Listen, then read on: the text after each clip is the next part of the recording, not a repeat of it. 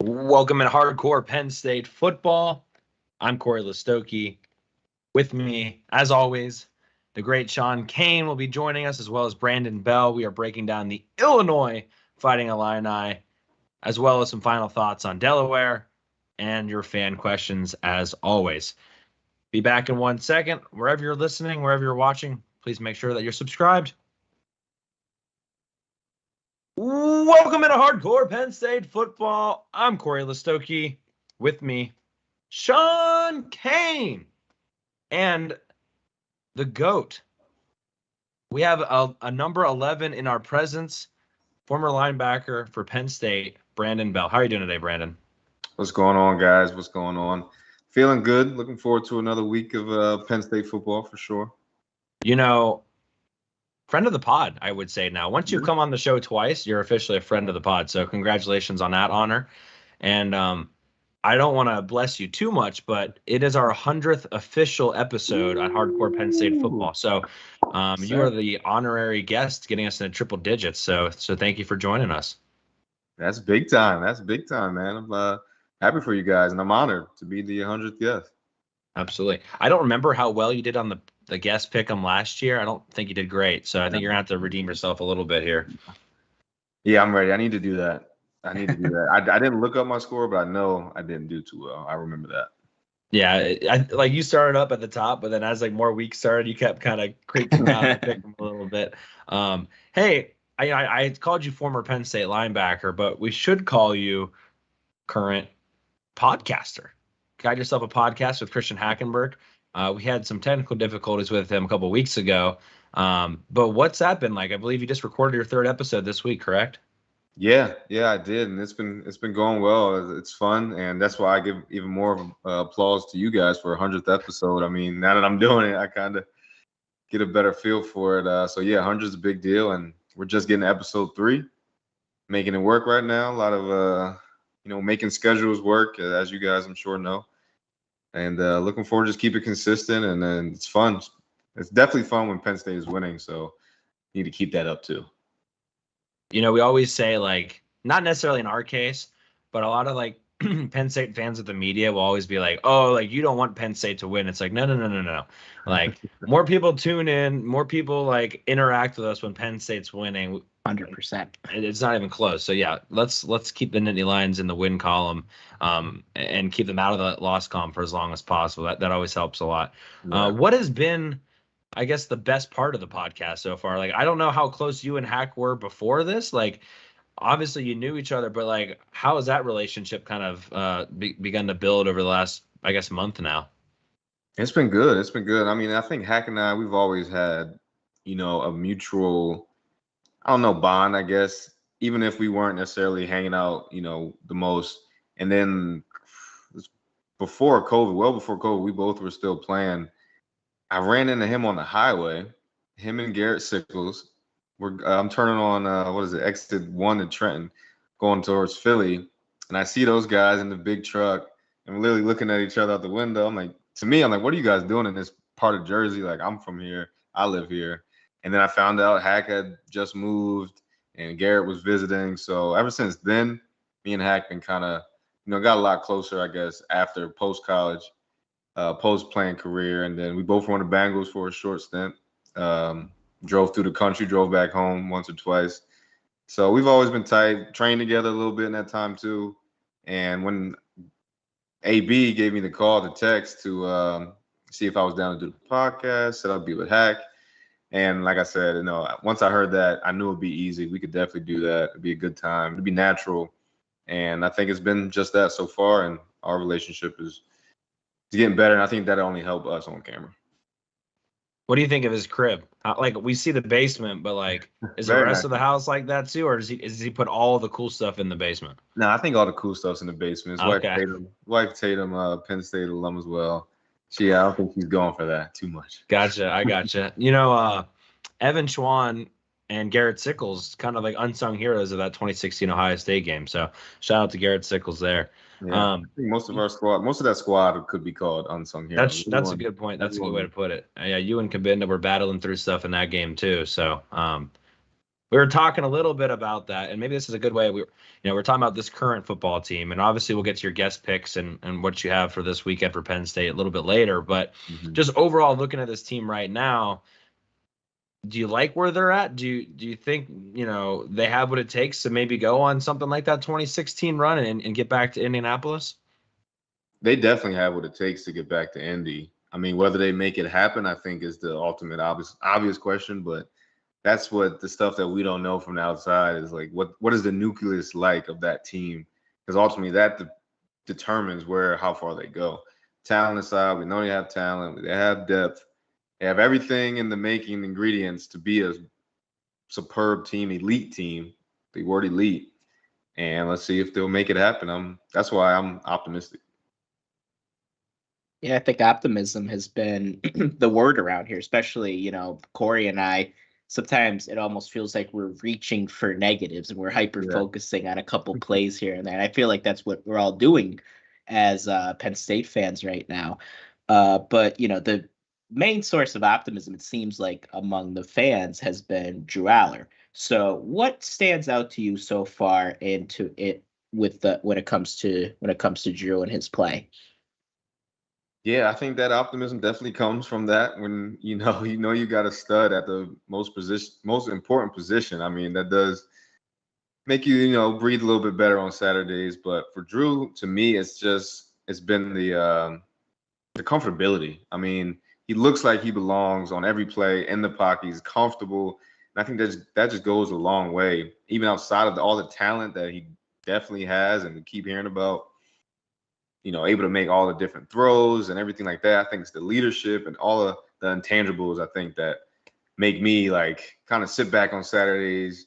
And obviously the games haven't been too tight, but when those moments come, I believe in Drew in those moments already. Yeah, it didn't look like he was starting his second game on Saturday. It almost felt like he'd been there for a longer period of time. If you're watching TV, you're watching a football game this weekend on TV, which I'm assuming a lot of Penn State fans will be. I don't want to guarantee it, but I feel like there's a likely chance that at some point they're going to bring up Abdul Carter and the fact that he's wearing number 11.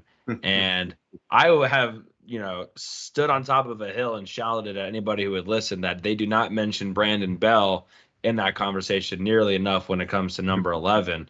What did it mean to wear number 11? And as far as passing that down, what have you seen from Abdul Carter so far that has you kind of excited? Yeah, I mean, number 11 on your back is definitely, it's a feel good. It's just feel good. You feel almost like a cape going out there on Saturdays. Superman cape, Batman cape, whatever it may be. And it's just kind of, you take on that pressure of just being that guy on defense. And I think for me, at least, obviously there was plenty of guys. I'm a team player, so it wasn't like it was all me just going out there and wanting to make those plays for the team, for the teammates. And it was a beautiful moment, beautiful time about 2 years of my career, definitely the better half. And it was a true honor. And then as far as passing it down, I mean, I think because of the networks and they speak on it so much, it almost helps. But people know it's a thing now. It's a big deal. So guys, whether it's Micah, Abdul, they understand the same thing. You got to go out there and just cut loose and be the baller that you are. And we've seen that so far with Abdul. I think there's definitely way more to come as they hone in, settle in on this defense and this season this year. I'm expecting big things, game-changing plays from Abdul Carter, and I believe they will come. How they come, whether it's a sack or, interception, whatever it may be, just a big tackle, we don't know, but he surely has the talent to really affect 3 different levels of the field. It seems like such a brotherhood, like being able to wear that number 11. Do you guys stay tight with each other? Yeah, I think definitely with social media, and I give a lot of credit to, well, first of all, Coach Franklin, just environment he set at Penn State, the family atmosphere. I mean, it's such a real thing. It's not a recruiting pitch, but you really kind of feel that. So it makes it easier for guys of all ages to kind of connect and talk. You see it at the games. Everyone's chit-chatting on the sidelines, dapping up. So it makes that easier than with social media. LeVar has definitely, been at the helm of this, and he takes full advantage of, his kind of notoriety and makes it, easier too. I mean, it's on TV. You hear about it. There's features. There's this. There's that. So it's definitely a big deal, and I'm just glad to be a part of it. You played a lot as a freshman at Penn State. Was, was there any, I guess, thought when you got back on the field as a sophomore that you were trying too hard at some moments, or you thought that, you could do something more than just what you needed to do, and maybe you played outside of your game? And how do you kind of, I guess, combat that and kind of get back to just, doing your job and trusting others, especially on defense? Yeah, definitely. I mean, for me, I remember going into my sophomore year, like you said, played a good amount freshman year. And then, I felt like I was, ready to be one of the guys. And my position, my role on the team in the beginning wasn't necessarily that. And I remember, I think the first game, UCF, we were in Ireland that year. I was kind of just base down linebacker, and I didn't necessarily like that. You're coming out on important plays, third down, and things of that nature. And to me, I think I had a good support system, my football support system, at least I'll say, that kind of get you back on track. Like, hey, I know you want to, do this and be this, but just let the game come to you, how it's always been throughout your career. Obviously you made it to Penn State. You're a pretty good football player. Just let the game come to you, and then just rely and trust the team and the game plan, and then fall back on your God-given abilities to run and tackle, pretty much get to the ball, and I think good things will happen. Absolutely. Shawn, do you have anything else before we kind of get back to the football life of things? Yeah, we talked a little bit off camera about, Manny Diaz's style versus Brent Pry's. You played under Bob Shoop as well. What about Manny's style do you think really makes it go? Like, what's kind of the magic sauce in it, if you will? I think the magic sauce, and I had a chance to speak with a few guys this past summer, is just the kind of mindset. It's the mindset. We obviously know it's an aggressive play calling style, but that doesn't work if you don't have the same mindset as the D coordinator. So really, we're gonna, a lot of D coordinators say this in any levels, but we're gonna, make the offense react to us. And that isn't necessarily the case. It doesn't necessarily happen. But you have to be like all on board mindset, attack. And I think these guys have that to where the offense has to react to you. Defense isn't going off what the offense is doing. They have to react to the pressure, the looks, the different looks. And I think the guys are bought in, and it allows them to play fast and get to the sideline to sideline. So now they just got to, keep putting it all together, getting on the same page to do just that. A lot of defensive coordinators want to coin themselves as always being aggressive, and that's not always the case. Like, a new defensive coordinator gets hired, they're always like, we're going to be aggressive in everything we do. It's like, okay, that's what everyone says. So it's always but no, in Manny Diaz's case, he's definitely aggressive. I was going to ask you one thing, elevator pitch real quick here. You got 30 seconds. Explain to me or explain why, whichever it was your favorite Penn State football core value from when you were in school, or maybe the one that applies to your life still today. Man, elevator pitch, I got to go with two: positive attitude and sacrifice. I mean, positive attitude, navigate through life. There's going to be good and there's going to be bad. You got to keep going, keep chugging along, and you need a positive attitude to do that. And I've been blessed to be around a few guys. Ryan Kaiser is a Penn State guy, another unsung hero of my years. Man, that was the most positive guy I ever met. And we know what he went through, and he had the same mindset, and that stuck with me, sticks with me forever. So Ryan Kaiser, I hope you hear this, see this. Wait a second. Someone can correct me if I'm wrong, but I'm pretty sure it was the Illinois game where he had the interception in the end zone. Wasn't that against Illinois? It was against Illinois. Yep. I think full circle. Full circle. And that was it in overtime? I want to say it was in overtime. The game was tight. It was in the end zone. The game one way or another. It was either fourth quarter or overtime. Yeah.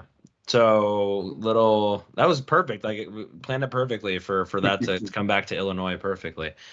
Big Ten pick'em time. Again, right, Brandon. Brandon did the pick 'em before. There's a little bit different. I don't know if you noticed at the bottom, but like last year, you were able to just double down on any game you wanted. Now you got to double down on like spreads, and I think that's a lot harder. But for everyone who's listening, please make sure you've got your pick 'em in.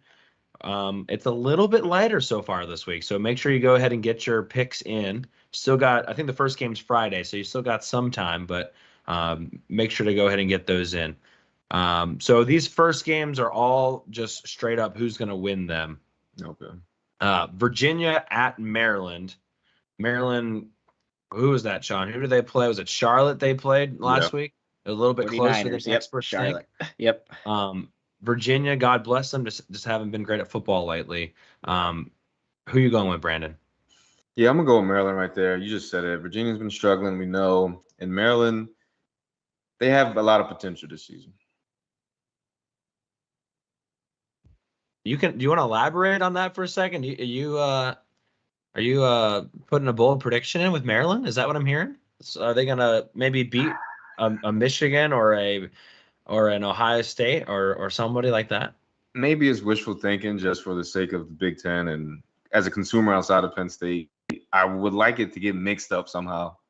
And I think Maryland has the capabilities to do that. So I'm not going to say a bold prediction on which game, but I'm hopeful that someone can kind of make some noise outside of the Big Three. That's where I'm at. Yeah. You're going to have to remind me, as far as like Virginia or Maryland and Rutgers, how interested were they in you during your recruitment? Oh, yeah, definitely. Teams in that area. Definitely. That's most of my offers. I probably had about 15 offers, which at the time, that was like the Big East, which was a lot of these schools you just said. Right. A sprinkle of Big Ten and some other ones. So, yeah, Rutgers and Maryland. I visited Maryland. That was one of the few visits I went on. That was pretty cool. Rutgers obviously was backyard, so they were on me pretty heavy too, yeah. Absolutely. You mentioned you want somebody outside of the Big Three to do something. Probably not going to be this team. Louisville at Indiana. Yeah. Hoosiers were good for a little bit there. Not maybe so much now. I'm going to take Louisville to win, but what do you guys have? I'll let Brandon go first. Yeah, I'm right with you. I'm going to go with Louisville. I watched them that first week. It looked formidable, and yeah, Indiana's been struggling. Yeah, I'm going with Louisville as well, and Maryland in the first one. Brandon, do you say Louisville or do you say Louisville? It's Louisville. You know, I've been around a little bit. I've been able to go down there. They tell me it's Louisville. Okay. Yeah, Cory and I both have contrasting ways of saying it. So I think the further south you go. Louisville. I wasn't going to say anything, but I heard you say. Georgia Southern at Wisconsin. Wisconsin's coming off a loss at Washington State last week. Georgia Southern's actually a sneaky, pretty decent team. Yeah, I'm going to go with Wisconsin. I like Luke Fickell. I think he hasn't bounced back definitely after that loss. So I'm going with Wisconsin.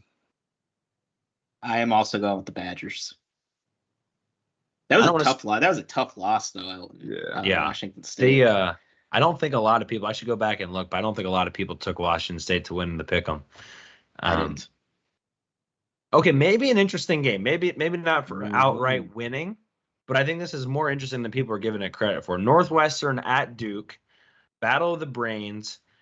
Duke obviously had that great win against Clemson, but they were aided a lot by Clemson just peeing all over themselves. And Duke has a great defense, but Northwestern just put up 38 points last week. Shawn, I'm going to let you go first on this one. It's Duke. I mean, they put up 38 points on UTEP. Nah, I'm not going to give you that much credit, but it's better than nothing. But yeah, I'm saying Duke wins this one. How do you lose? It's impossible to beat Clemson and lose to Northwestern. Yeah, I'm with you, Shawn. I'm gonna go Duke. I'm not gonna say that's impossible, but I'm gonna go Duke here. Northwestern. I got to see more to believe that they've improved. Yep. I'll go close to impossible. Yeah, I'm gonna go Duke as well. I just was trying to get somebody off their scent. I'm just happy Northwestern won a football game, to be honest with you. Western Michigan at Iowa. Brandon, I don't know how much you've been keeping up with Iowa's offense, but are you aware of what they have to do this year as far as score 25 points per game? Yeah. Well, is there an actual?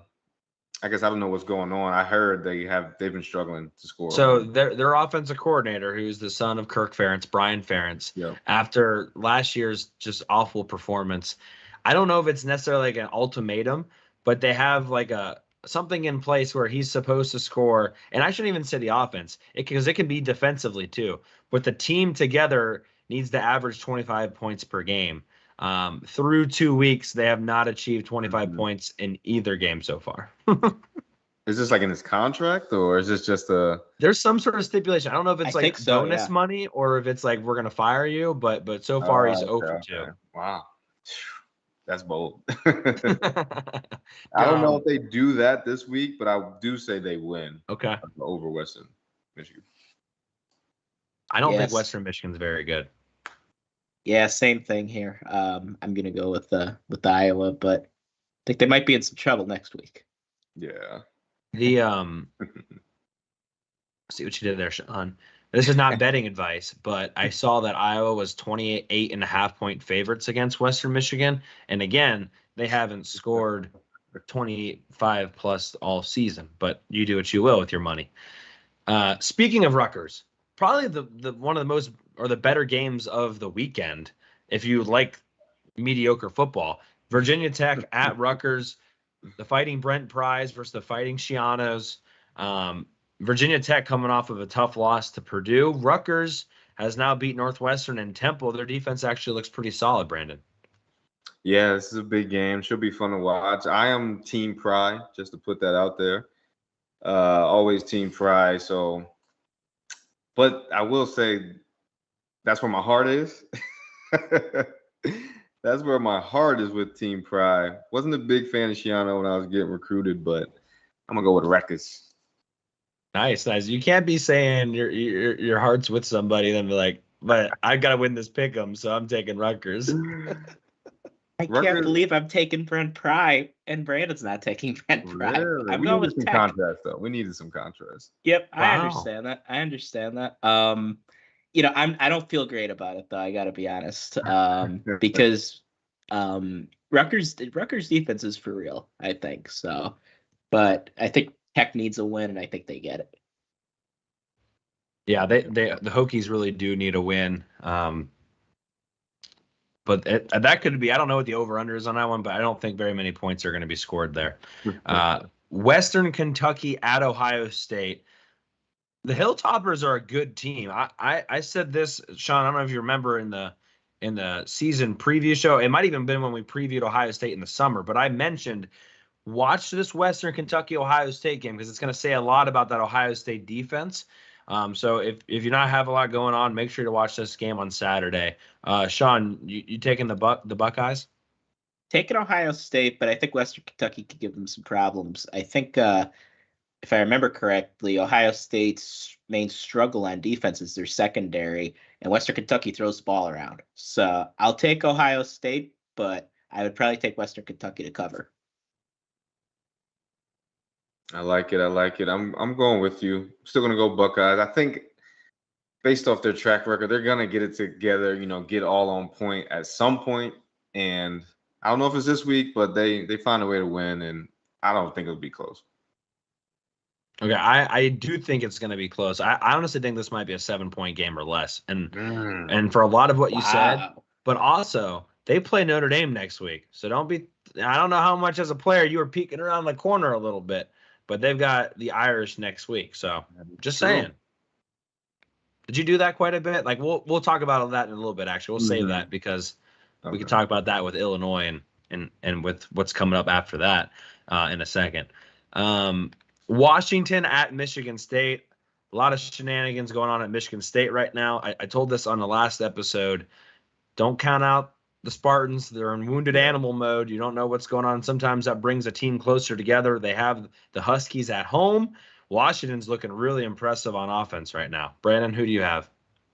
Yeah, I think they definitely will be fired up. Like you said, at home, a lot going on. Actually, it can go one of two ways. They could be fired up, or they could come out, knock them off their pivot a little bit too much this week.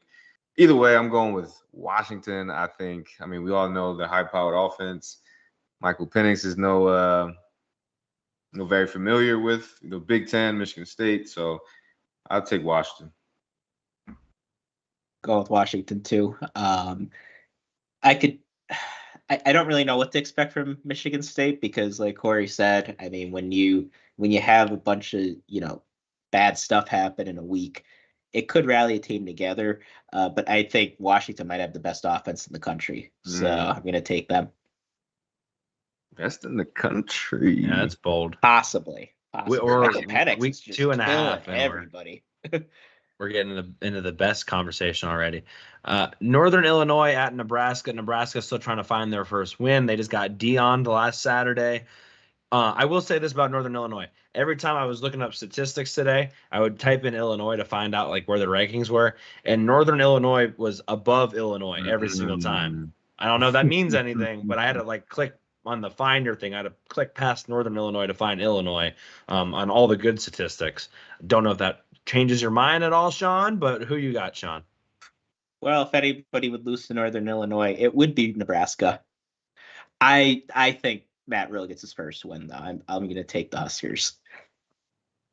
I think I clicked Nebraska, but I learned that the QB sprained his ankle or something. And now did not know that. I believe so. Was watching Big Ten Network earlier. I think so. But either way, I'm going to go with Nebraska, as you said. But it's skin in the teeth per usual. Yeah, look at that. Brandon Bell breaking news here. I hope I'm correct. No, yeah. Ankle injury. Jeff Sims. Undetermined for Saturday as of 1 hour ago. So there you go. Look at the insight. Yeah, I'm going Nebraska too. Obviously, I don't want to go to the last time that we all are familiar with Rule in 2015 or anything like that. I'm just going to move on. Bowling Green at Michigan, just incredibly tough opponent for Michigan. I mean, they have just really been through the ringer so far in September. I don't even know if I should ask. We're all on Michigan? Yeah. Yeah. So let me ask you this, Brandon. Mm-hmm. How, as far as their run game goes, I'm just curious in your mind, are you like, go back to last year, and it is what it is last year, right? But in your mind, you're like, man, I wish I was out there right now. I would have been hitting Blake Corum. I would have been knocking Donovan Edwards around. Like, how do you, as a linebacker, sit back and watch Penn State games when they struggle against the run? Does that get you fired up? You want to get out there and start hitting somebody, or what? It's hard, honestly. I mean, as fired up as I get out, it doesn't help because I'm not out there. But yeah, it's definitely tough. I mean, you don't want to see your team get, kind of pushed around a little bit. A loss is a loss, but when you take a loss and get pushed around, it's a little worse. So definitely looking forward to that get back this year. They got to remember that, and it's definitely it should be fun to watch.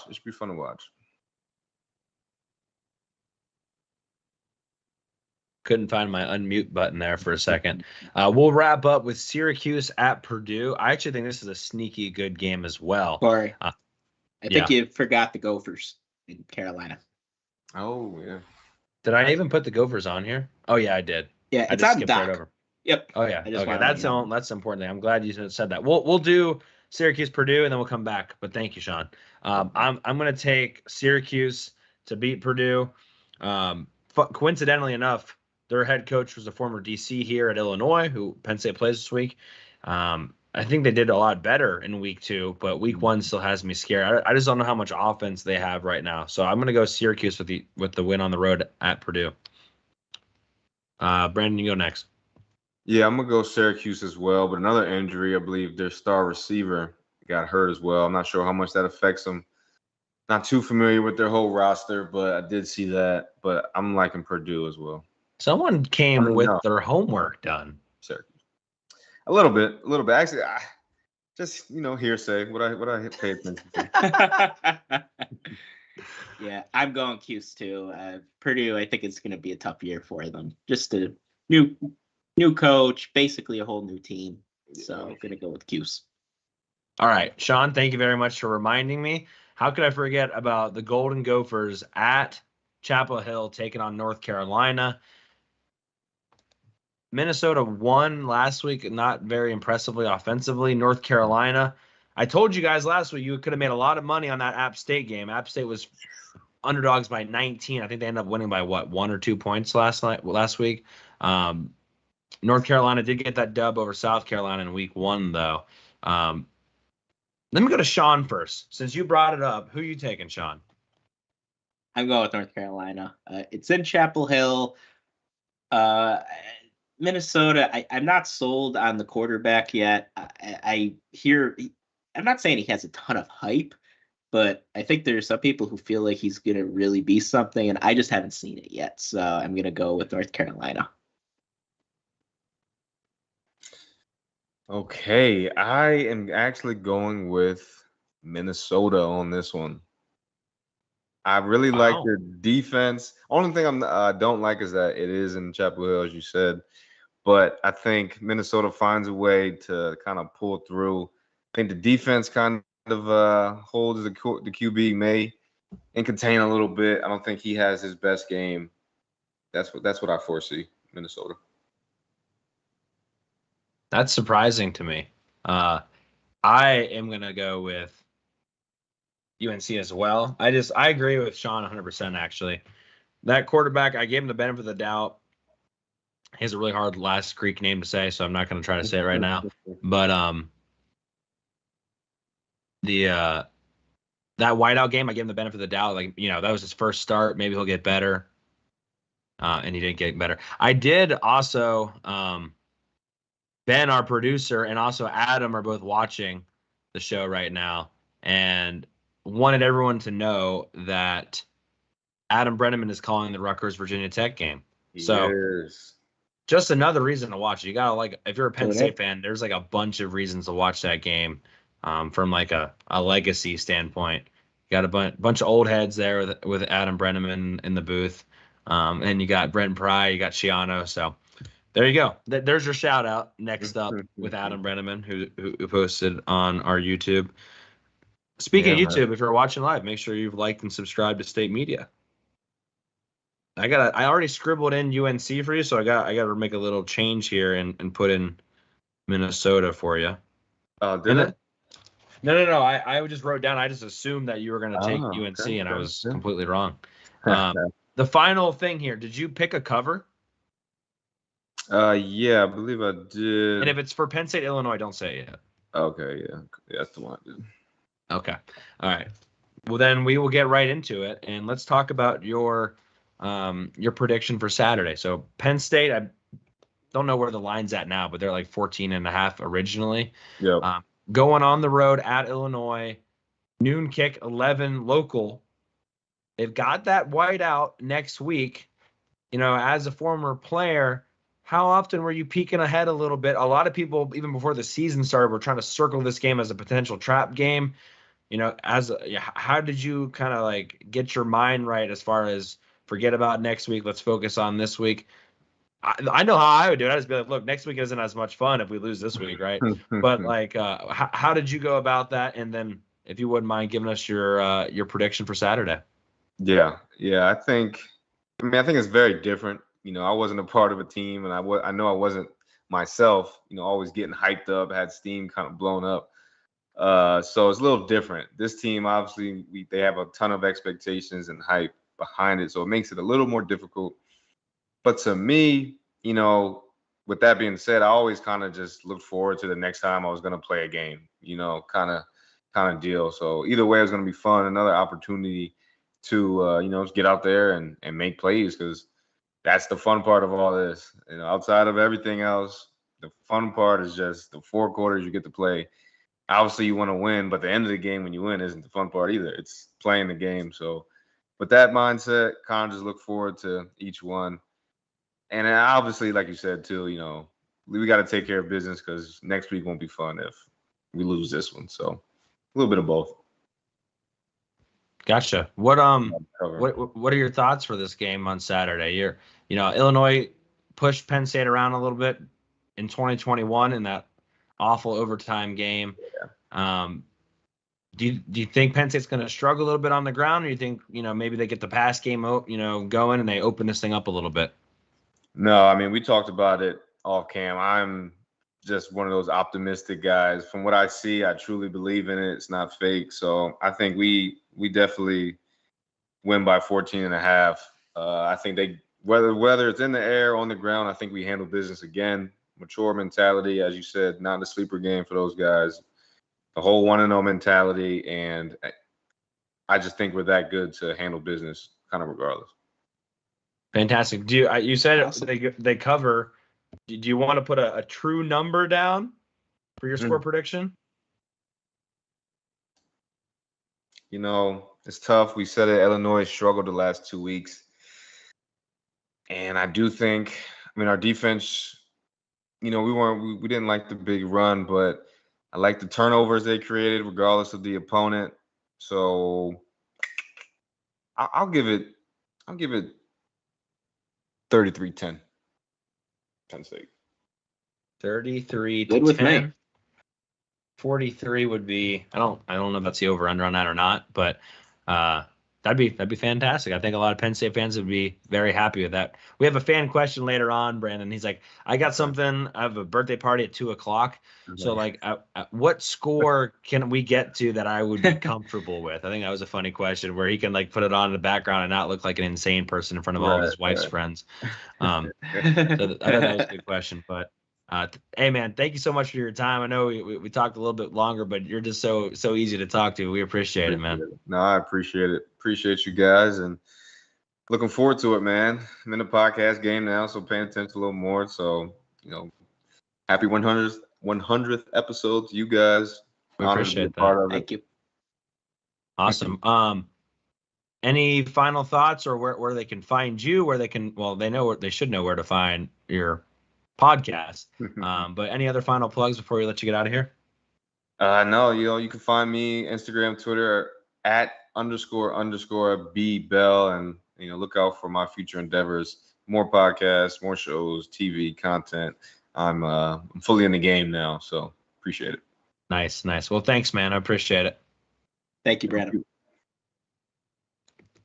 And you can sign out, and you're good. Cool, man. Appreciate you guys. Nice talking to you. Oh, can you hear me? Yep. I hear you, Shawn Cory. All right. There we go. I just kicked Brandon Bell out of our show, which is funny. Not a lot of people say they can do that. So, yeah. He's so awesome. Great to talk to. He really is. Yeah. I mean, no offense, because we get a lot of great people on the show nowadays, but he's just so easy to talk to. I know. We're like 20 minutes, that's all we're gonna. And then here we are, 40 minutes in the show. Just fantastic as always. Thank you to Brandon Bell. I believe. Let me double check here. I don't know if his latest episode already came out. I think that came out today. If I want to double check. I'll double check for you. But definitely go check it out. Yeah, it did. It came out today. So they got their week 2 predictions. Him and Christian Hackenberg, their episode came out today. Same YouTube channel here on State Media. Also, since we're plugging things, the Lions Den episode with Theo Johnson also came out today. So lots of Penn State content coming your way here on State Media. Yeah.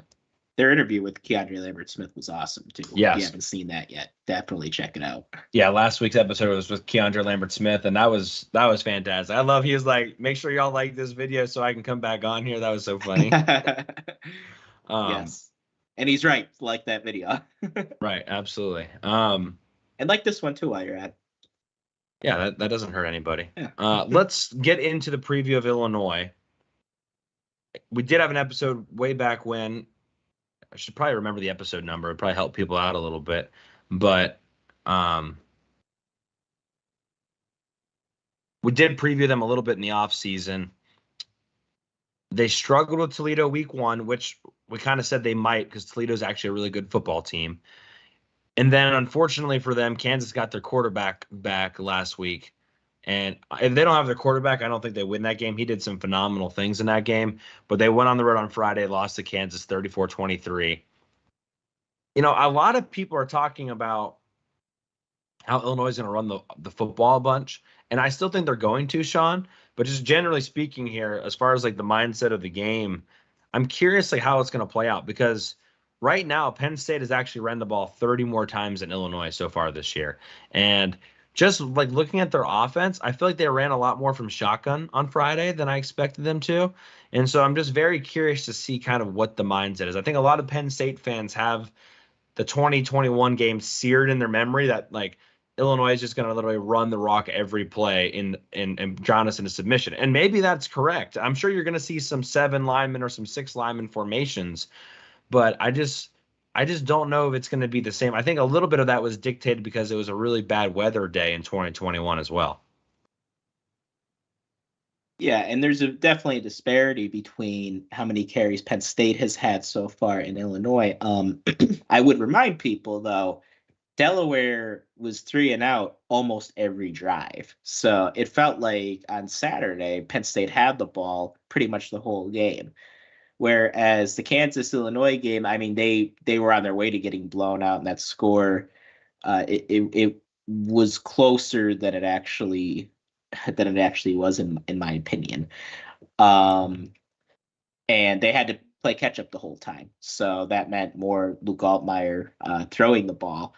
And I'm happy Penn State played Garrett Green early because Luke Altmaier, he's not as fast as Garrett Green, but I mean, he had a 80-yard touchdown run I think an 80-yard touchdown run on. Yeah, it was at least in the 60s. Yeah, maybe I'm exaggerating, but he had a long, he's got some wheels, and we better be able to at least contain him because I think there were times when Penn State played West Virginia that they didn't always do the greatest job containing Garrett Green.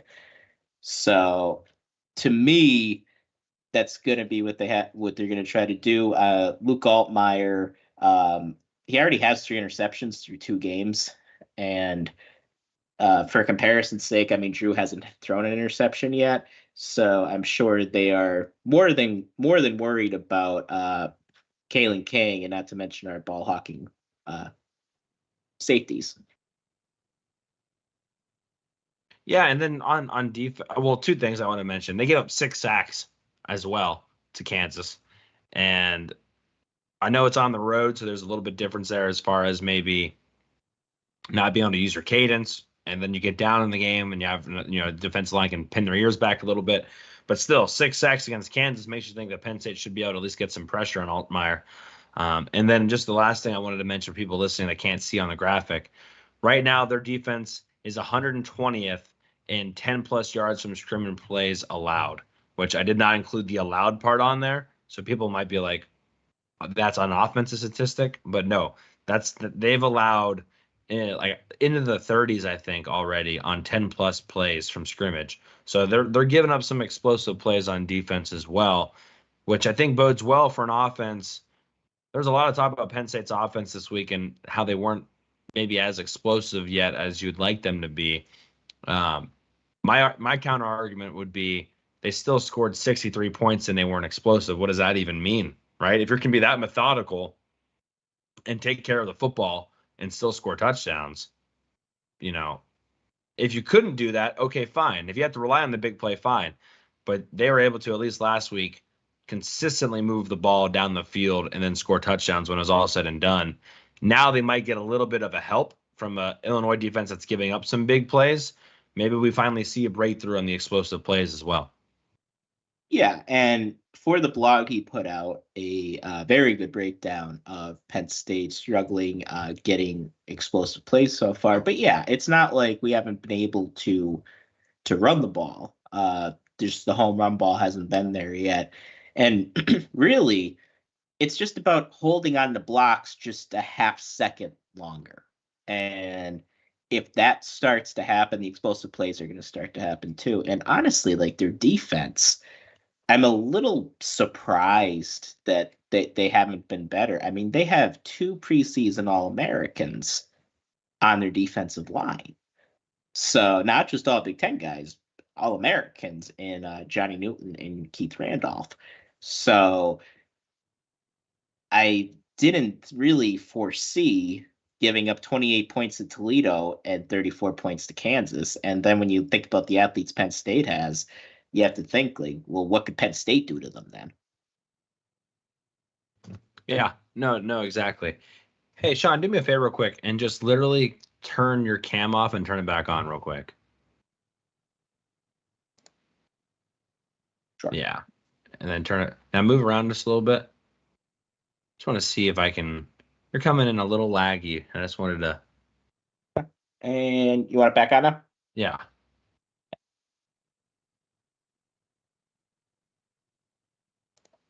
All right. Let's see if that's a little bit better. I don't know why you're coming in a little slow motion on the stream. Your audio is fine, but you're coming in a little slow motion for some reason. Interesting. But no, I think that's a good point. And if Penn State's able to get a lead, I'm very curious to see kind of where that game gets to, right? And that's kind of obvious, but I don't know if the floodgates open, if Illinois has the offense to maybe get back into a game like that. So let's talk Illinois' offense first. We talked about Drew Altmaier, the transfer from Ole Miss. He's done some good things. He does have some wiggle. He does have the ability to create plays. Like Shawn said, he's not as quick as Garrett Green is, but he can still do some things. I don't know who asked the question during the press conference, but it was a good question. Like, do you think the defense is better prepared now that they've seen what Garrett Green's done? And the answer was pretty much yes. So from that perspective, I think they're taken care of. From a throwing perspective, Penn State's done a great job, first of all, on pass defense so far this year. I don't know if I'm sold yet on Drew Altmaier's ability to throw the football down the field. No, I'm not either. He had just over a shade of 200 yards in both games. And again, I don't think those were elite defenses he was playing.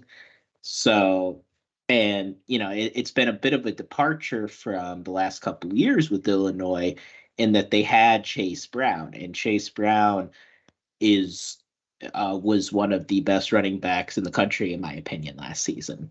So they really rode him, and I mean, heck, they should have beat Michigan last year at the Big House. So they were obviously very successful. As far as like the wiggle goes, I know Franklin spoke about how beneficial it was to play Garrett Green, and how even though they faced Bo Prabula every day in practice, it's still hard to prepare for a mobile quarterback because a mobile quarterback isn't able to really be the full version of himself in practice, because as soon as you get close to the guy, plays dead. So I think getting ready to face a guy like JJ McCarthy, who is a good athlete, playing these guys early, that's only going to help. So absolutely. Yeah, no, that's a good point about even in practice, not really being able to prepare for it. Another guy you can't really prepare for that I've been a big fan of since he got into the Big Ten is Isaiah Williams. Wide receiver, but he also will take some handoffs. I think he had about 300-ish yards last year rushing. So they get basically, I don't know if this is still the case, but they basically want to get him at least 20 touches a game, whether that's passing, or receiving or rushing. Maybe even passing. Who knows? They want to get him the football. He's like their gadget guy. They're KJ Hamler, so to speak. They're just a guy you want to get their hands on the football to. He has the ability to turn a slant route into a touchdown. He's the guy you got to pay attention to. He's the guy you have to group tackle. You have to swarm to. And if you're Penn State and you're trying to limit big plays, in my opinion, he's the guy that you need to have full attention on. You just made me think of KJ's slant that he took to the house against Ohio State. Man, that stadium got so loud. Anyway, Isaiah Williams has played a lot of football at Illinois. He's a really well-respected guy, and like Cory said, he's gonna explode. I mean, if you can't really, he's their playmaker, and he's going to be the guy that really gets them going. Especially now that, I think they're really struggling to find a complement for him. So the defense is going to be laser focused on Isaiah Williams on Saturday. Yeah, you mentioned that because they don't really have a running threat anymore with Chase Brown gone. Luke Altmaier's their leading rusher with 139 yards right now, the quarterback. And then Reggie Love III actually has 2 less carries than Altmaier so far, 100 yards on the season. He's averaging 5 yards per carry. Just hasn't really got a bunch. And then Josh McCray, big guy. He's got 15 carries for 50 yards. So, I'm sorry, yeah, for 50 yards, and he has 1 score. But his yards per carry is at 3.3. So I don't think, Chase Brown, when he was getting 40 carries a game, it felt like that let Williams have a little bit more room to operate. And now, like you said, they maybe don't have to focus as much in the backfield, and they can focus on Williams. Other than Williams, Casey Washington, 7 catches for 68 yards, and Pat Bryant, 7 catches for 61 yards. The only other person I really wanted to mention as far as offense is Griffin Moore. Is that right? Oh, no, I'm sorry. Pat Bryant was the one who had 2 touchdowns, but Griffin Moore's their tight end that I think will get involved as well. But hasn't really as of yet. Honestly, the passing game in general just hasn't been anything crazy. And so I really think if Penn State can focus on 2 things, they'll be fine. Number 1, don't let Altmaier create too much with the quarterback run, and then contain Isaiah Williams for as much as you can. You do those 2 things, you see that they're 105th in third down conversion percentage. So get them in 3rd and longs, let Manny Diaz do Manny Diaz things on 3rd down, and Penn State will be fine. Illinois is going to want to play keep away, but otherwise you should be able to contain this offense. They don't have a Chase Brown battering ram anymore like they did the last couple of years. Yeah, 100%. And that 105th and 3rd down conversions, now season is young, so that could go up. It could also go down. But it just shows you that if you get them in 3rd and long, and that's really like, when you talk about Manny Diaz's scheme, that's really the goal. Get TFLs and force those 3rd and longs and come out aggressive. So I really think that the way our defense matches up with their offense, I think it bodes well for us. Yeah, Shawn, and I wanted to throw this hypothetical at you, but also our fans. I would rather Illinois, go 3 and out 3 times, but on their 4th possession have a 70-yard touchdown run, than say Illinois goes, scores touchdowns on 2 drives, doesn't score anything on the other 2 drives, but they move the football for those 2 touchdown drives. And let's say they have like a 10-play drive. So I guess what I'm trying to say is 4 attempts, 3 and outs, but they score a 70-yard touchdown run on 1 play, versus 2 touchdown drives where they average 10 plus plays and then 2 other 3 and outs. Just because I would rather just have the football back and have an opportunity to outscore Illinois. And if they're going to score, I would rather it be quick. I don't want to get into a game where Illinois is pounding the rock 10 plus times on a drive and then scoring a touchdown at the end of it. If they do that and they score a field goal, that's fine. I would love that. But I would rather have my offense on the field scoring points. I don't think Illinois can keep up with Penn State offensively, but what they can do is shorten the game where it doesn't matter how many possessions everybody has, right? If Illinois is able to shorten the game, capitalize on their possessions, and then just get 1 or 2 turnovers, it's a whole different ball game, right? So I'm just going to throw that hypothetical out there. Would you rather Illinois to score quickly and then play good defense otherwise, or would you rather them maybe drive the field and maybe they don't end up with touchdowns, but they take time off the clock? Well, I mean, it's about styles, right? And in my mind, though, it's about how many points you give up. And in your scenario, you said you play good defense, you give up 2 touchdowns, but you're going to give up some methodical drives, but you're not going to give up the big play versus one drive. Well, not one drive, one explosive play, but then the rest of the time, you're pretty dominant against them and you're forcing 3 and outs and forcing turnovers. Yeah, I would rather them do the second thing as well.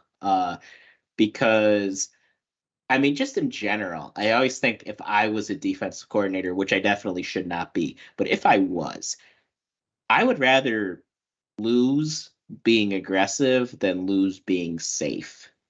And I think we've had times in our past where we lost a lot of times playing safe.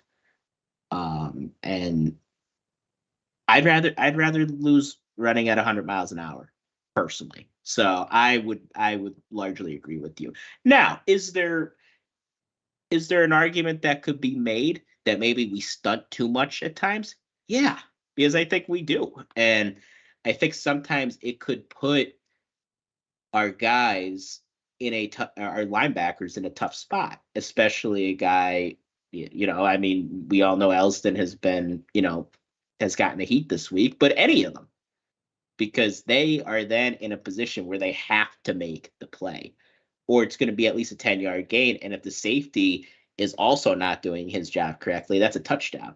So it's a balance, but overall, I'd rather lose playing a more attacking style. I got you. Well, let's move over to the defensive side of things. This defense last year was phenomenal for Illinois. I don't think people talked enough about how good they were. Number one in a lot of different categories. They were number one in takeaways, number one in interceptions, number one in scoring defense. They're number 3 in total defense. Just phenomenal. They lost a lot, though, especially in the secondary. And most notably, they lost 17 interceptions production-wise from their defensive backs from a year ago. So a lot from their secondary, and I think we've seen that a little bit because they've struggled on the back end, especially when plays break down a little bit. But to me, they're still very good because it's a mindset thing. Now, I will say losing Ryan Walters, I think is going to hurt them and has hurt them already. But like Shawn mentioned, they got 2 really good defensive linemen. Really, they got 4 really strong defensive linemen. I like Edwards, who's a big guy at 320, and I like Denzel Dixon as well, who they had transferred over from Ohio. So they've got some talented defensive linemen that have done good things already and are known commodities. But I am a little bit worried about that back 7. They lost some linebacker depth as well from a year ago. They lost a number 1 tackler from a year ago. So there's some question marks on the back half that you got to be concerned with. But I don't think this defense is going to be as good as last year, but I still think they're going to be good. But that's why, Shawn, when we were first previewing Illinois, I thought this was going to be the game where Drew Aller really lets loose, right? Because you have what we think to be a strong defensive line for Illinois. And I'm not saying they're not going to be able to run the football, but I think you can almost pass to run in this game. And that will be better than maybe trying to knock the door down with Katron Allen right from the get-go. Yeah, I agree with you. I mean, I think the strength of this team is that defensive line.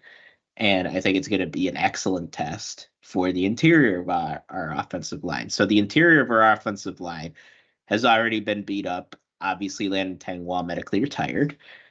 And JB Nelson, I believe he was dealing with that sickness that was apparently going around.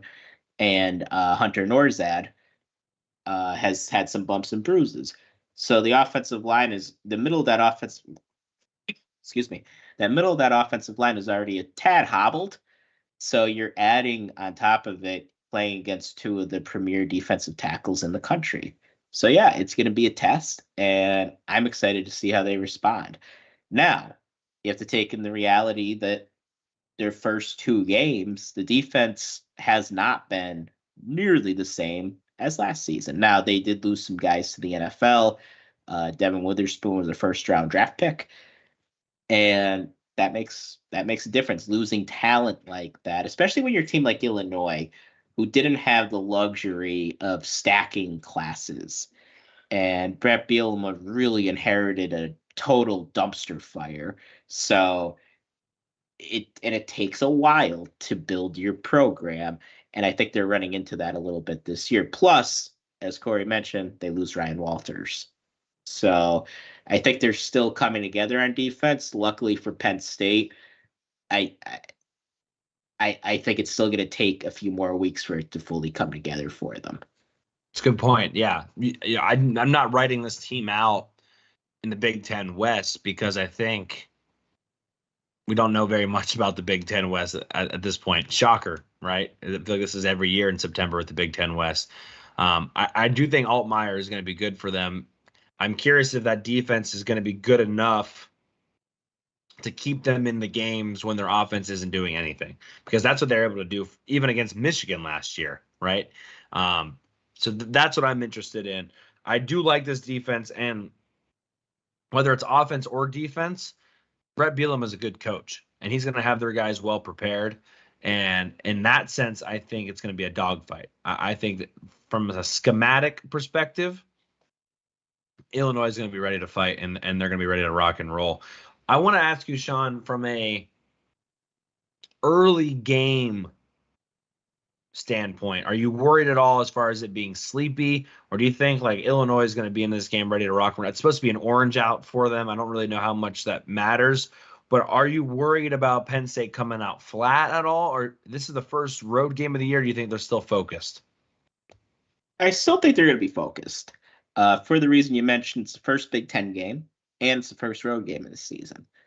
So I think they'll be focused from that perspective. But I also think they're going to be focused from a lot of these guys were on that 2021 team, and that loss to Illinois was just devastating. I mean, it at the time, I believe Penn State was still ranked in the top 10, and they lose to Illinois, who was not near. They were not what they were last year, and they weren't what they are this year.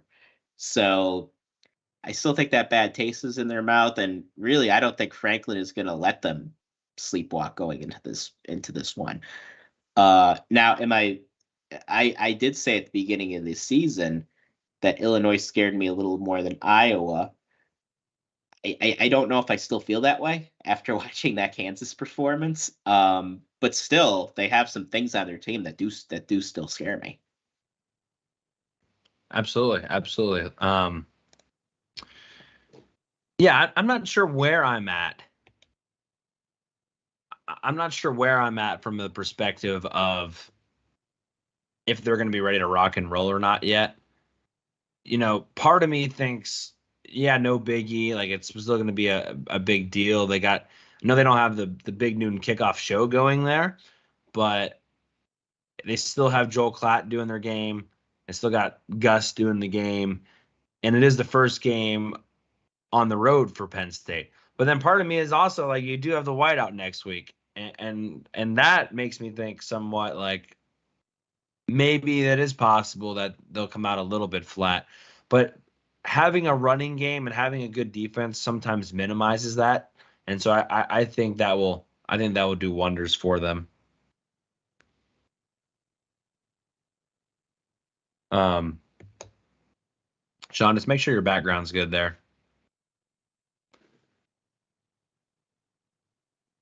We are just cruising through the show. I know we talked to Brandon Bell for quite some time there. I wanted to read one thing. This was from very beginning of the show today. Jacob Sparrow on YouTube says, 100 episodes already. Congratulations to the both of you. I've loved the journey so far. Started listening during your review of James Franklin about 18 months ago and haven't missed an episode yet, which is just awesome. So thank you to him. That's some dedication. I think we did that in the spring of the first year we started. Yes, we did. That was an early episode. That was also one of my favorites that we did. Yeah, it was a two-parter if I remember correctly. Yeah, I think either this year or maybe next year we'll do another one, but that's a once every few years thing. Yeah, absolutely. But thank you, Jacob, for those comments. I wanted to get that in there for sure. You ready to go to fan questions? I'm ready. Let's do it. I got to find a new notebook. The notebook I have, it like flips. If I let go of it, it doesn't stay. It flips all my pages back to where it was. And it's been driving me nuts lately. We asked for 3 fan questions, and we got 3, but I also have one on Instagram. So I'm actually going to go to the one on Instagram first because, well, to be honest with you, he's a longtime listener, and I like him, and I'm biased. So we're going to go to his question first. That's how we do things. Yeah, this is Tyler on Instagram says, after a rewatch of Illinois versus Kansas, Kansas used their quarterback and spread the field horizontally to attack Illinois. Would you expect Penn State to do the same this Saturday? And how would you attack the Illinois offense and defense? I'll answer that first part of the question, Shawn. So Kansas attacked Illinois horizontally, and they had a quarterback that could do so with his legs. Their quarterback also was running for their life quite a bit, and Illinois had a couple opportunities to bring him down in the backfield on some pretty pivotal third down situations. I'm not going to say they're not going to attack Illinois horizontally on Saturday, but I think sometimes you attack horizontally because you're worried about trying to attack inside the tackles.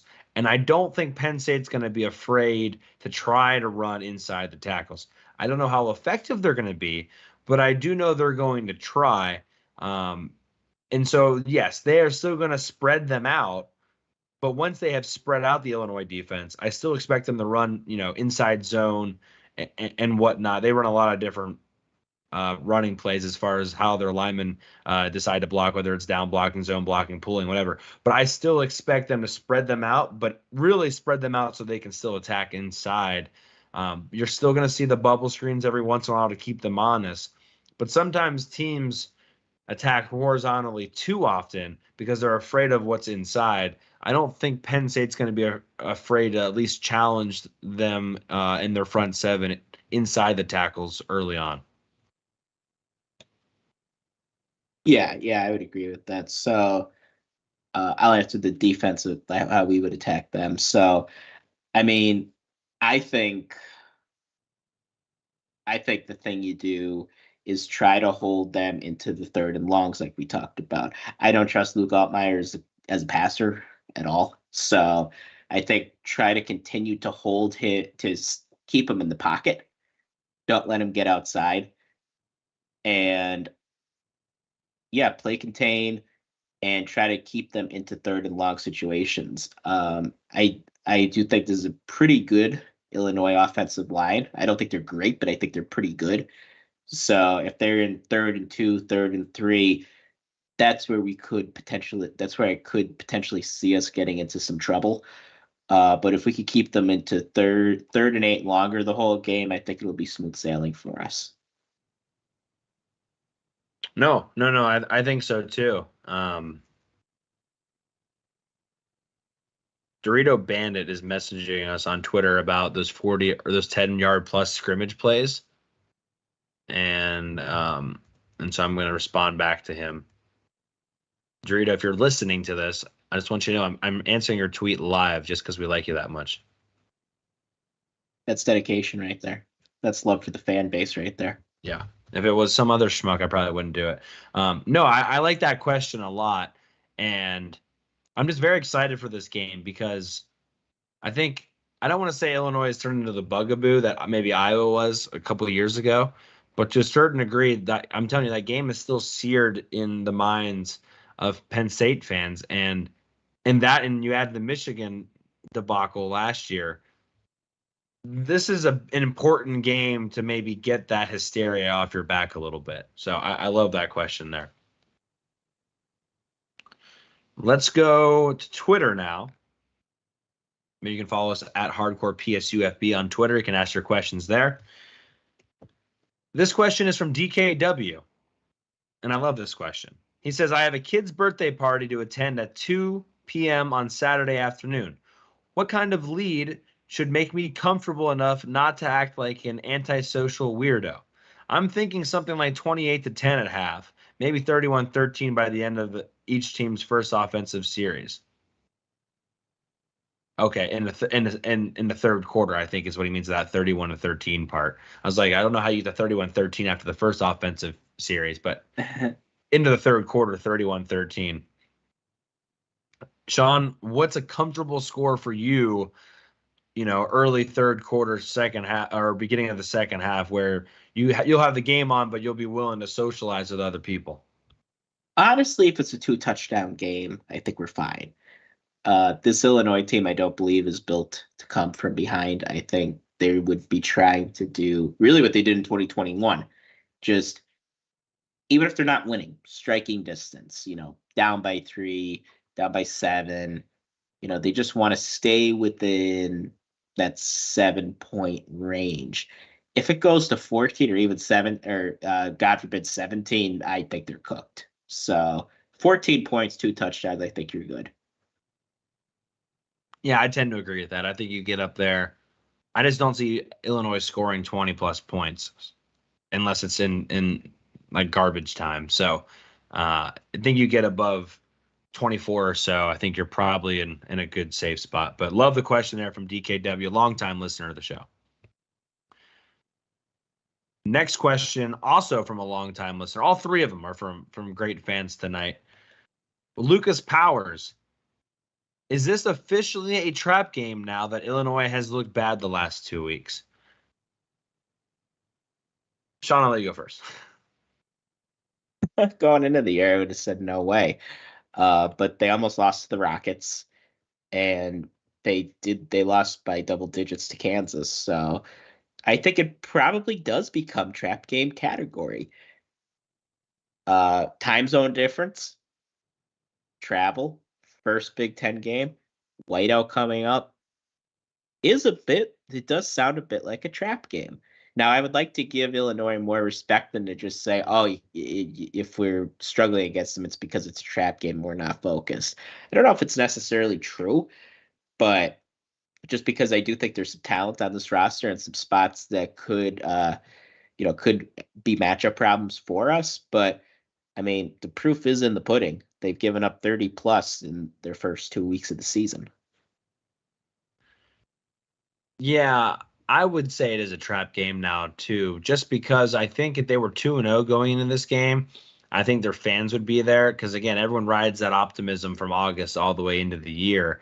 And I'm not saying it's not going to be a sellout or anything like that, but I'm guessing it's not going to be maybe as exciting and maybe as challenging as it may have been if Illinois was undefeated. Maybe the fans will prove me wrong. We'll have to wait and see, but I'm just not there yet as far as thinking this game is going to be full of great energy in that stadium. And then, like everything Shawn just said, I think it does fall into that category, unfortunately, now. Yeah, it feels weird to say, though. Yeah, because I was legitimately nervous going into the year about this one. Final question today, our Scats. How does the Fighting Illini defense come out? Feeling like Penn State will see a lot more aggressive blitzing style. I will say I agree with that because I didn't expect to see that against Purdue, and yet we did. Or, my goodness. I can't believe I said that again. I can't get over this whole Purdue first game of the year thing. Like, it is completely ingrained in me. Over a year ago now. Over a year ago, I still say Purdue. Let me start over. Yes, I think we do see a lot of blitzing from Illinois because we saw a lot of blitzing from West Virginia in week 1. Now, I'm not saying West Virginia had a lot of success, but there were moments where they were able to get home with their blitzes. They weren't able to really get after the quarterback too much because Drew Aller did a good job getting rid of the football. But I don't think you want to sit back and let Drew Aller pick you apart in zone. And I don't think you want to play too high safety all the time because then you're going to let the running backs run the football on you. And I get it. Usually Illinois likes to do that. And they challenge you to just be patient and nickel and dime it down the field. But I think we saw last week Penn State was willing to do that. And so you have this quarterback. We all think he's very poised, but still is going to be his first road start. I think you have to try to challenge him, You send some blitzes, you play man coverage on the outside, and you see if that works. And if it doesn't work, let's say Drew Aller throws 2 touchdown passes in the first quarter, then it's not like you can't switch up and you can't play too high safety the rest of the way. I just think early on, while the emotions and the adrenaline is high, I think you try to come after him a little bit. I actually disagree with you a little bit. I would try the 2 high safety look. Part of that is I would trust the 2 defensive linemen that you have. You have 2 of the better ones, not only in the Big Ten, but in the country. And mix some blitz in. Don't be like Vic Fangio during the Dolphins game on Sunday, where we didn't blitz until the very last drive of the game. And hey, look, we ended the game. Anyway, side note. So I think you come out, you trust the guys that are your best players to go try to have success against a sort of hobbled offensive line and kind of see what happens. So kind of play to your strengths.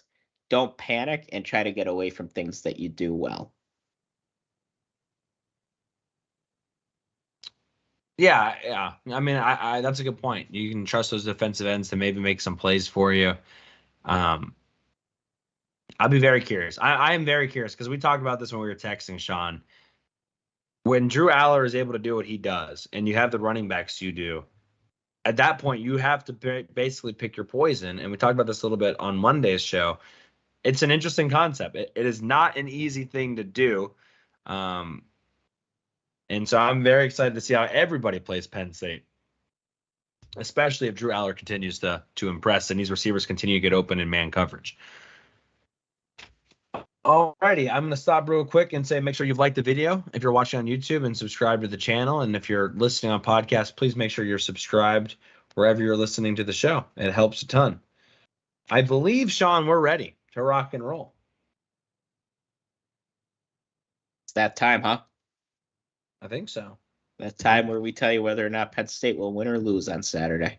That's correct. Don't even have to watch the game.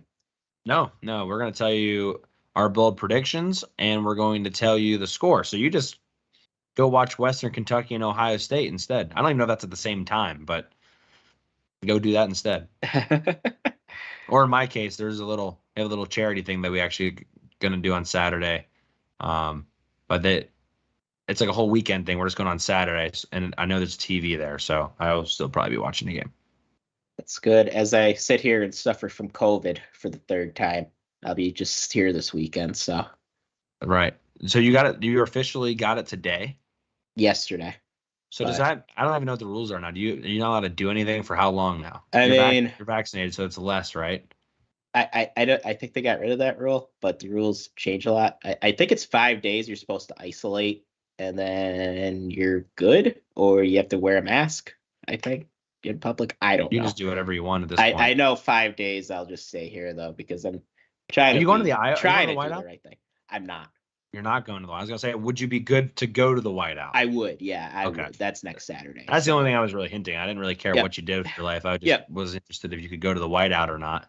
Yeah, I would have been good. I would have been going, but I just picked between West Virginia and Iowa, and I picked West Virginia. Yeah, you know, if I would have made that decision, I would have picked Iowa every day of the week. Well, 100%. Yeah. Okay. I don't know who did bowl predictions first last time. Should we revisit those real quick? Let me go back here. Yeah, see what my season prediction, my season bowl prediction. Keaton Ellis, 5 turnovers. A forced fumble Saturday. Wow, you pulled that one out of left field. I totally forgot about those. As soon as I saw it, I was like, "Ooh, that's one of the things I said." Wow, I'm glad you brought that up because I would not have remembered that whatsoever. Let me see. I got to remember where those season preview where it started. Do you remember my bold prediction was? I feel like it was something to do with sacks. I think you had the touchdown one. Yeah, but I thought we did one for offense and defense. Yeah, that's right. I don't even remember my offensive stats. So okay, here it is. My offensive prediction. Your offensive prediction was not great because you had Olu as a top 4 pick. Still feeling good about it. Yeah, but I feel like that's not very bold. Excuse me. Defense has 50 plus sacks. Was my bold prediction. And so they had 42. Some work to do there, they had 42 last year. We gave Nebraska a lot of stuff. Nebraska's already at 11 sacks for what it's worth. Huh. Penn State currently has. Do you want to take a guess on how many sacks they have? 7. It's 7. Wow. Nice. Thanks. So they got some work to do there. But again, we thought Illinois might be susceptible, so maybe they could pick up like 6 here again. That would get me right back on track. Well, that's the thing with this defense. I mean, remember last year I don't think we had a sack against Purdue or something crazy like that, and it took Chop Robinson like 3 or 4 games to get a sack, and he kept almost sacking the quarterback, and then he ended up pouring it on as the season went. So it has to come in buckets with this defense. That one Delaware play where he literally destroys that defensive end, like that great snap. The fact that they didn't even call a hold on that is just inexcusable. It's awful. Anyway, bold predictions. I'll go first with the bold predictions. Go ahead. Oh, yeah, whatever. I'll go first for both. That's fine with me. My bold prediction for the Penn State-Illinois game on Saturday, I am predicting that Drew Aller will have 4 total touchdowns. Ooh, okay. Not sure if I'm going to go bold enough to say all 4 are passing. I think that's a very high possibility that one of them is a QB sneak again. But I'm going to go 4 total touchdowns for Drew Aller as my bold prediction. Yeah, that's good with me. I think we have our first explosive run of the season. I'll say Nick Singleton has a run for 65 yards. All right, let me just write that down here.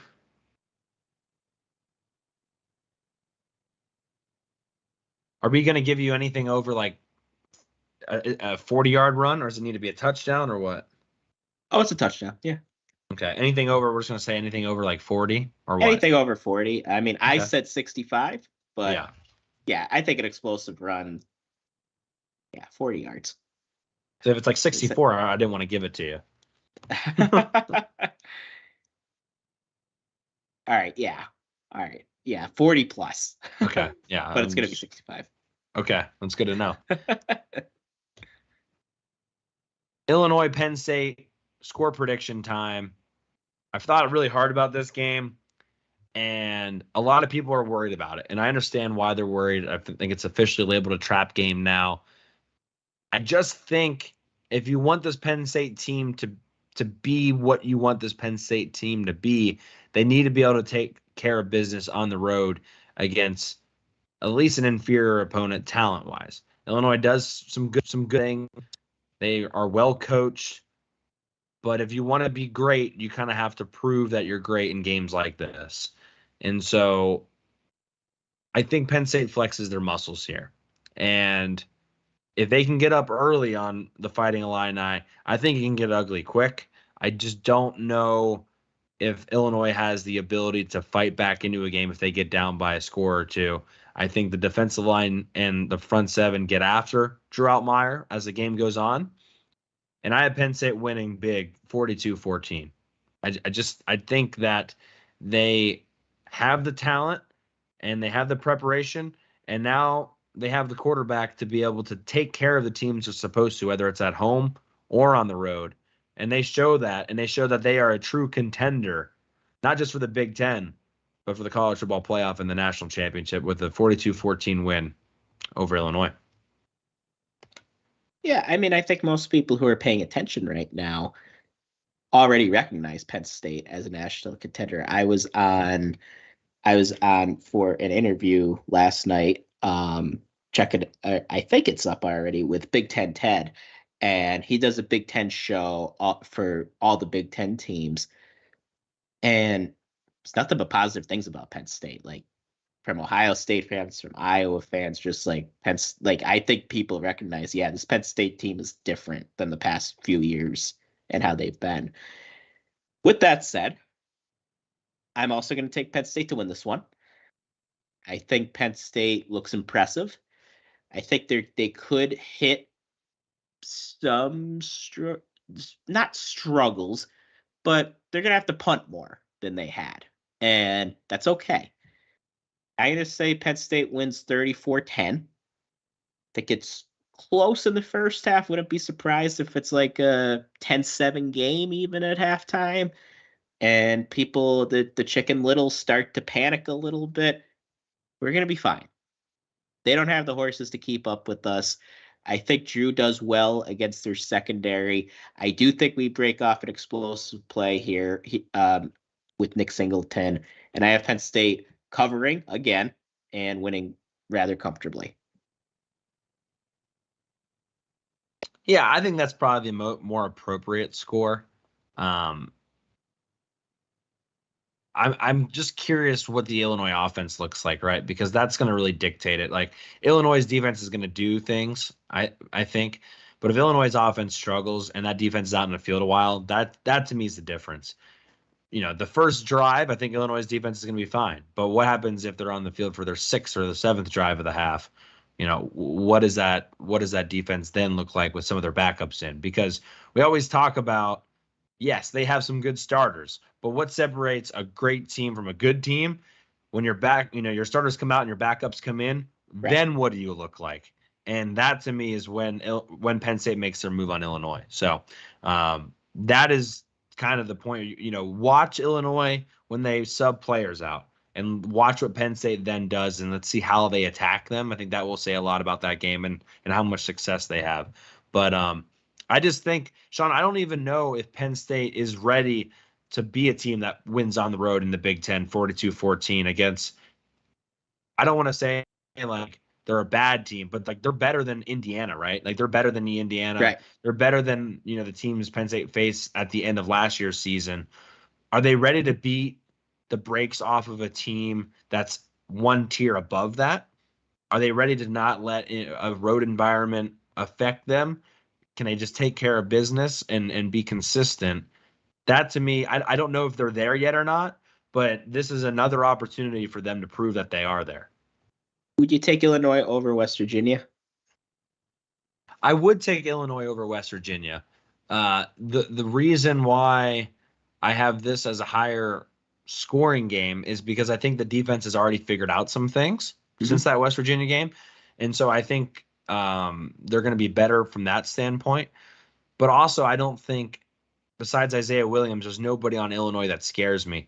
West Virginia had some playmakers. Garrett Green was a better playmaker than I even gave him credit for. But also Devin Carter was a pretty good playmaker for them. And Donaldson, I think, is a better running back than anyone Illinois has. So they learned a lot from that West Virginia game. I think West Virginia would lose against Illinois, but not necessarily because of Illinois or because of Illinois' offense, right? I think it's Illinois' defense is the reason why they would beat West Virginia when it's all said and done. That West Virginia defense has so many cracks and holes in it. That's what really cost them the game more than maybe West Virginia's offense. West Virginia's offense did some decent things. But the reason I have that score different is because I think Penn State's learned a lot in the last 2 weeks. And if they played West Virginia, say they played West Virginia next week instead of Iowa, I think that game gets even uglier. Yeah, for sure. Yeah. And keep in mind, guys, like I think Cory would agree too. If we went 34-10 against Illinois, yeah, that's fine. That's right where we should be, competing for the things we should be that we think we're capable of. And I think I would take a 24-point win on the road against any team in the Big Ten, except maybe Northwestern. Maybe I'd want a little more. But, I mean, last year we beat Northwestern 17-7 and didn't really I think everybody kind of forgot about that. So I think Penn State fans walk out of Saturday happy with how they played. And, I mean, the atmosphere is going to be off the roof, or the buildup is going to be off the roof leading in Iowa. I wish I was living in State College like Cory was for next week. Are you trying to move in? Is that what you said? Do you want to be roommates? I don't want to get in trouble. I better keep that off the radio waves. No, that's a good point, Shawn. Just to wrap up here, Penn State wins by 24 points, I'm ecstatic. Just fantastic with that. So, but I think they're going to do more. I'm not sure why, but I could see it. I want to see them do more too. Just and I think the defense. I think the defense could help lead to some points. Exactly. Too. I think we could see a turnover where we're already starting inside the red zone or something, and that helps the offense. Complimentary football, kids. That makes it easy. Thank you guys so much for listening to this episode. State Media on YouTube is the place to be. I mean, there's just so much content coming out on our YouTube channel right now. The Players podcast just recorded another episode with Theo Johnson. Jerry Cross, Anissa Hawkins, Nick Dawkins have done a fantastic job over there. They've been fun to listen to. And then Brandon Bell, who's just on the show tonight, him and Hack just recorded their third episode. So literally, if you're watching or listening to this on Thursday, you got 2 days to just take in a bunch of content here on State Media. But thank you so much for listening to our show. Please make sure to like and subscribe on YouTube and subscribe wherever you're listening on the podcast. And we will be back on Monday to rehash this. I still do plan on doing a film room. I might do it tonight. I might do it Thursday. I haven't decided yet. It's going to get out there. Apologize for it being a little bit late, but so is life. Yeah, awesome. We look forward to seeing it. Awesome. Well, for Shawn Kane, I'm Cory Lestochi. You've been listening to Hardcore Penn State Football. Until Monday, have a good weekend, and hopefully see you after a Penn State victory.